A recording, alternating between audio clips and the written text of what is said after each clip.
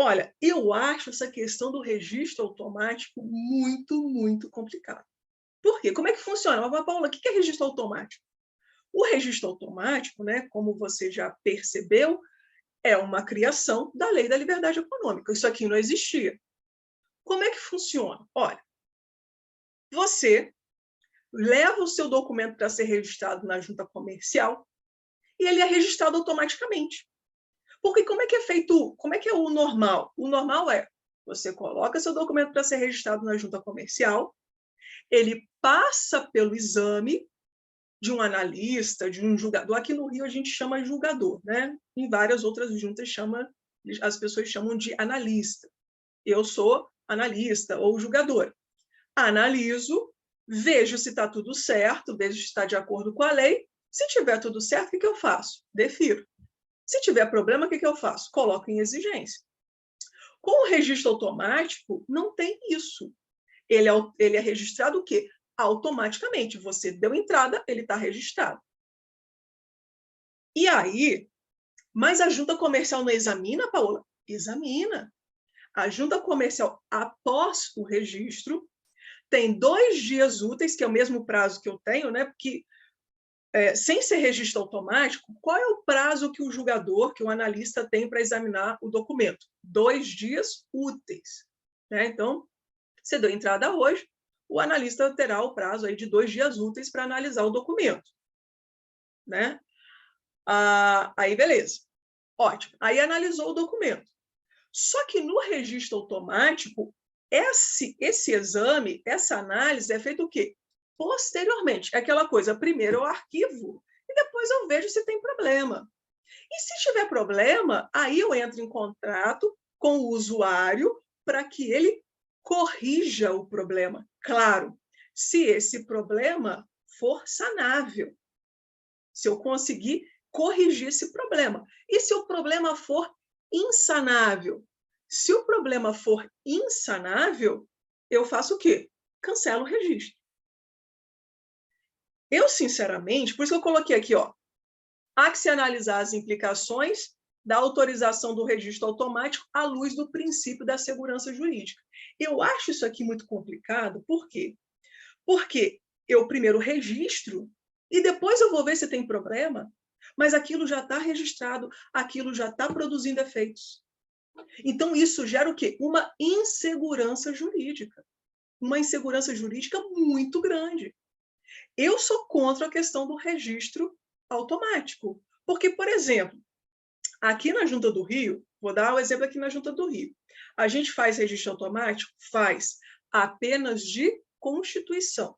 Ainda não se faz registro automático de alteração e nem de distrato, embora a lei preveja isso.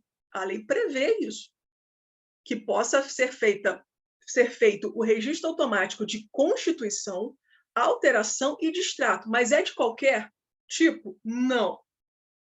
Não é de qualquer tipo.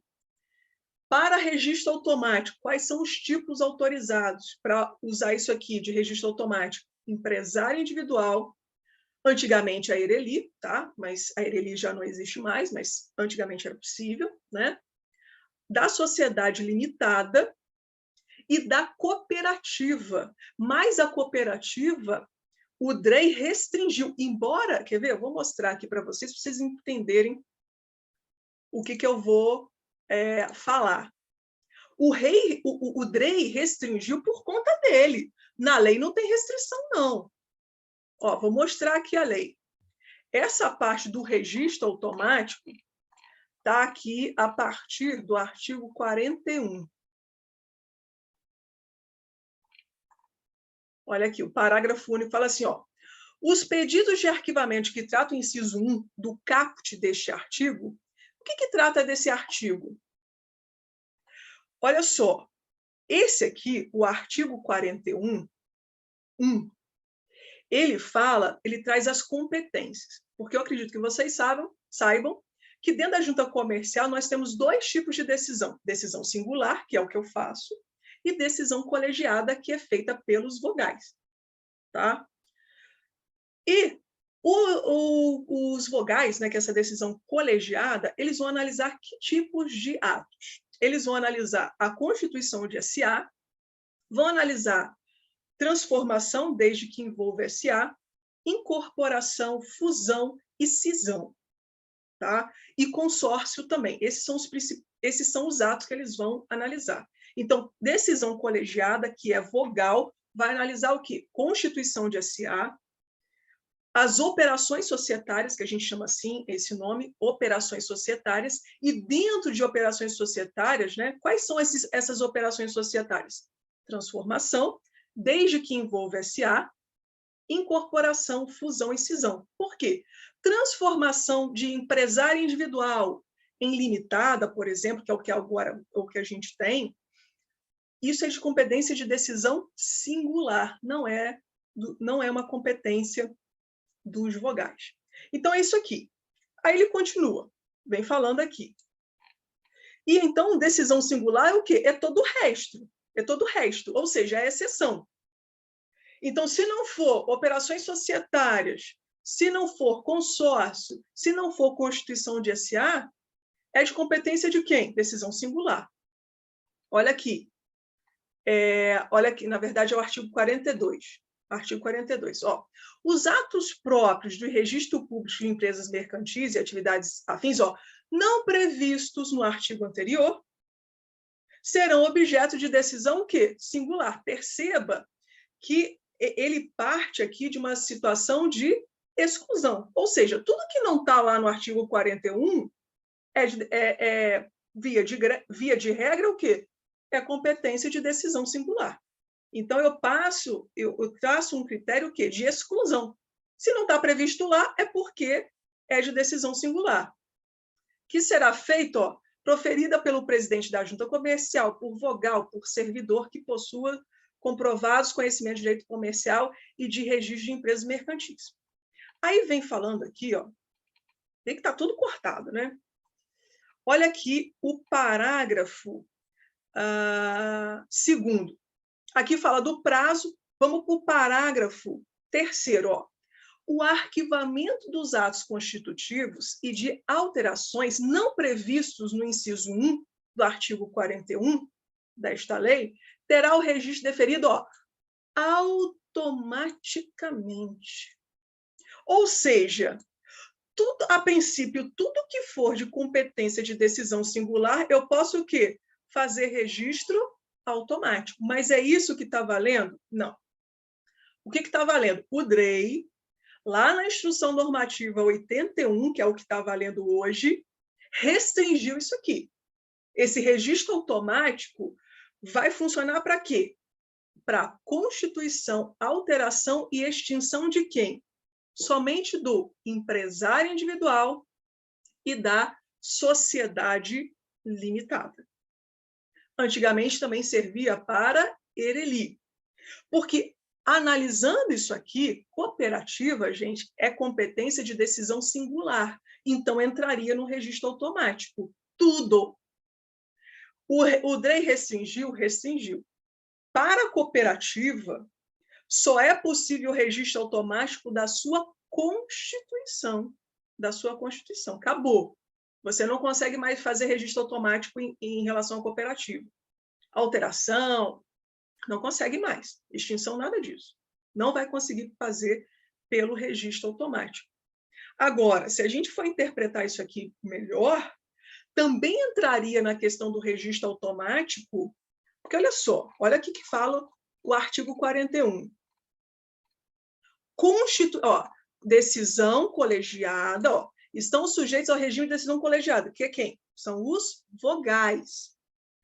Ó, atos de constituição das sociedades anônimas, só da Constituição. Os demais atos da sociedade anônima seriam de competência o quê? De decisão singular. Então, teoricamente, você poderia ter registro automático? Poderia. Mas é o que tem? Não. Registro automático, como eu falei, só vai servir para quem? Constituição, alteração e extinção do empresário individual e da sociedade limitada. Cooperativa, apenas a sua constituição como registro automático. Aqui na Junta do Rio, você já faz isso? Somente na Constituição. Você só tem registro automático na Constituição. Acredito que no futuro, né, você terá aí registro automático de alteração e de extinção. Por enquanto, não. E nas outras juntas comerciais que eu acompanho, né, eu sei de registro automático para constituição. Eu ainda não sei uma junta comercial que faça registro automático de alteração e de extinção. Mas é possível? Sim, a lei permite. Mas ainda não foi implementado, porque isso tudo, gente, é sistema. Mudar sistema é complicado. Não é uma coisa fácil de você fazer, tá? Então, o registro automático funciona assim. Você levou para a junta, está arquivado. Ah, mas e se tiver problema? Ah, o problema a gente vê depois. Depois a gente vê o problema. É um exame a posteriori, é depois do registro. E aí o que a junta vai ter que fazer? Ao analisar o documento, verificando algum problema, entre em contato com a parte para que ela resolva o problema, o vício, né? o erro ali. Agora, se for um erro sanável, beleza. Se não for um erro sanável, olha o que prevê aqui, ó. Olha aqui o parágrafo 5º do artigo 42. Nas hipóteses que trata o parágrafo 3º e o parágrafo 4º, que fala do registro automático, deste artigo, a análise do cumprimento das legalidades, das formalidades legais, será feita o quê? Posteriormente, no prazo de 2 dias úteis, conforme eu já falei, contado da data do deferimento automático. Aí ele fala, após a análise de que trata o parágrafo 5º deste artigo, a identificação da existência de vício é o erro, né? O processo teria caído exigente. Acarretará o quê? O cancelamento do arquivamento se o vício for insanável. Vício insanável é aquele vício que eu não consigo resolver. Não tem como eu corrigir isso. Agora, e 2, a observação de procedimento estabelecido pelo DREI, se o vício for sanável. Esse procedimento estabelecido pelo DREI está lá na Instrução Normativa 81, que ele fala entrar em contato com a parte, explicar o erro, pedir que ela corrija.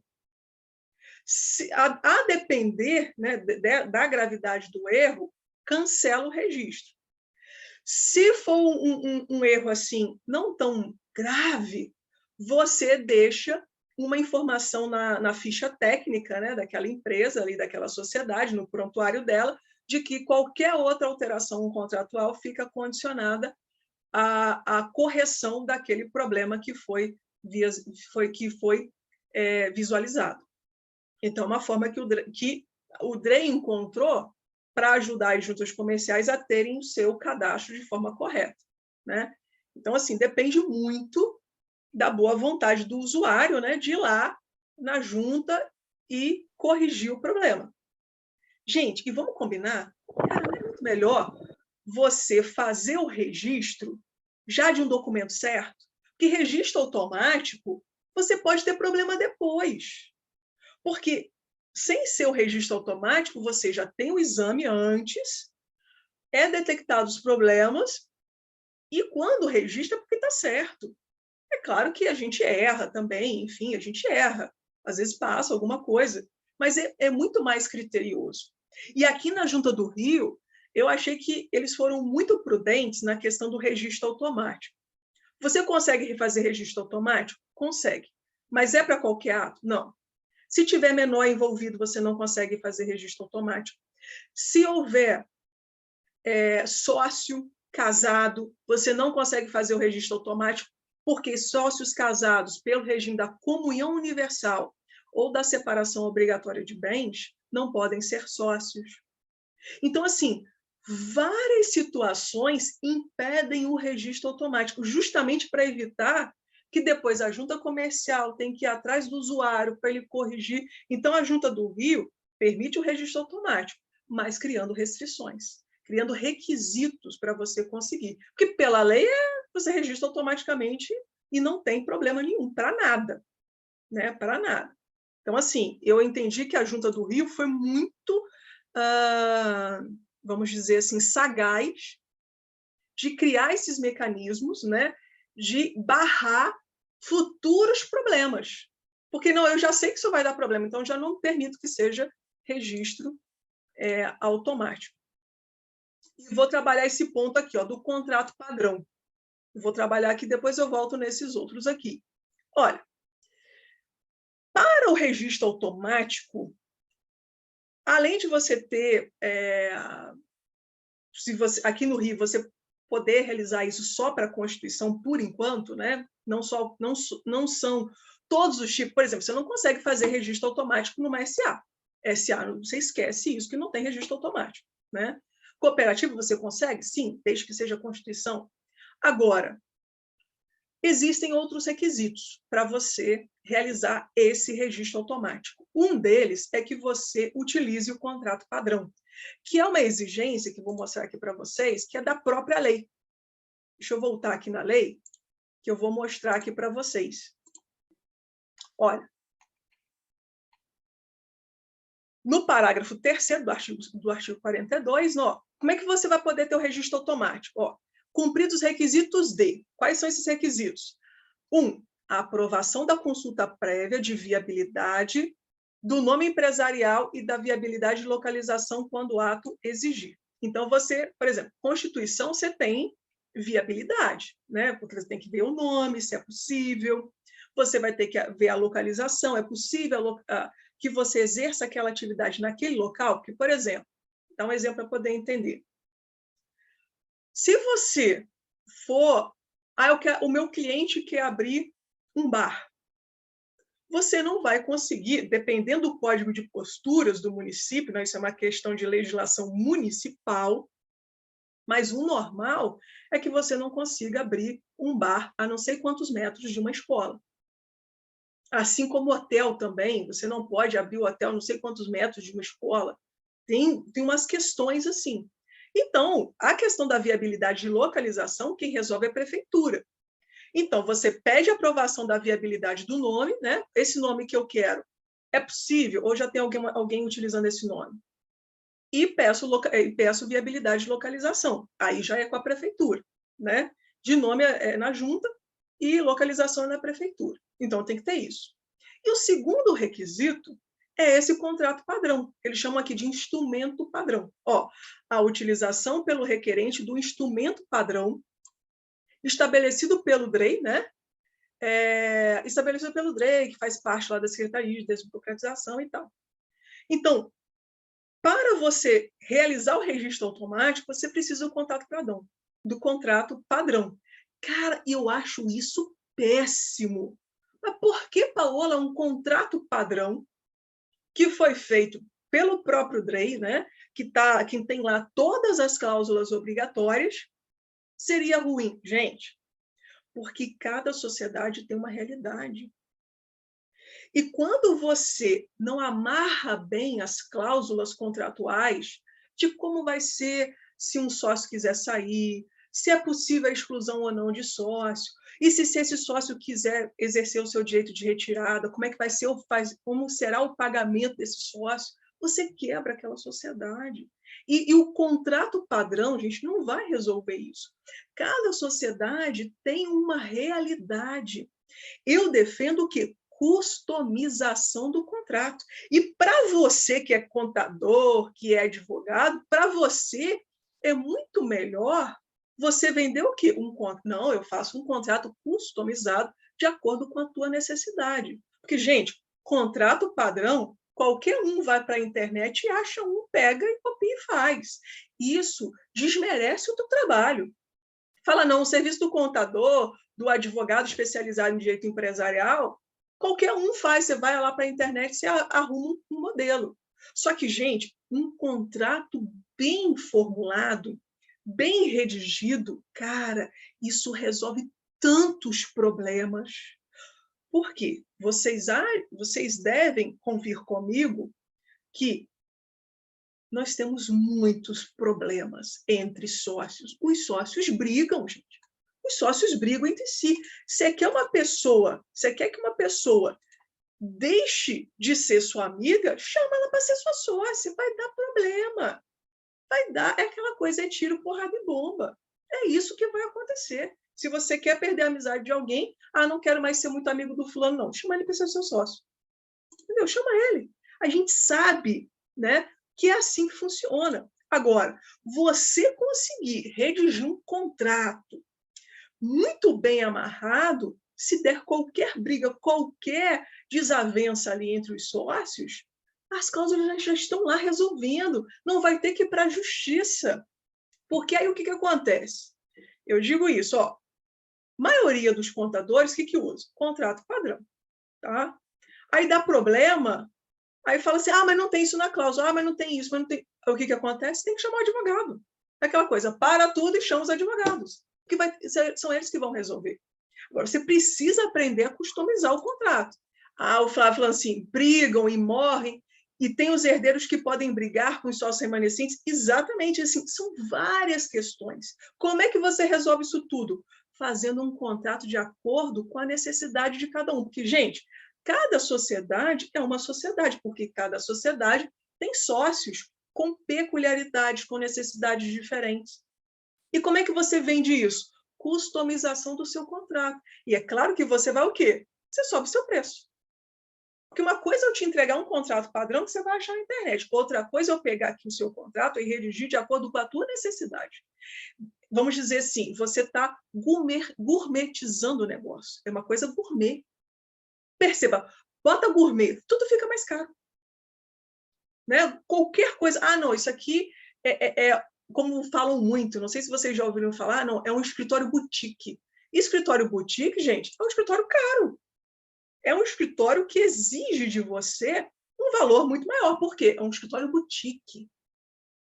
É claro que você não precisa chegar nesse ponto, né, de escritório boutique, mas você conseguir customizar o seu contrato, cara, é um diferencial. E como é que você aprende a customizar o seu contrato?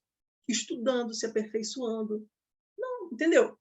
Não é à toa, né, que eu tenho aí oferecido o meu curso para te ajudar nesse processo, né, de você entender as necessidades do seu cliente e saber oferecer isso. Tá bom, como é que eu faço? Não tem jeito, né? Tem que estudar, não tem muito jeito. E aí, beleza. Então, tem esse contrato padrão aqui, tá? Eu não gosto disso, porque eu acho que isso desmerece o trabalho do contador e do advogado. Você, não, eu só pega lá o modelinho, então tudo certo. E não é bem assim. E não é bem assim, tá?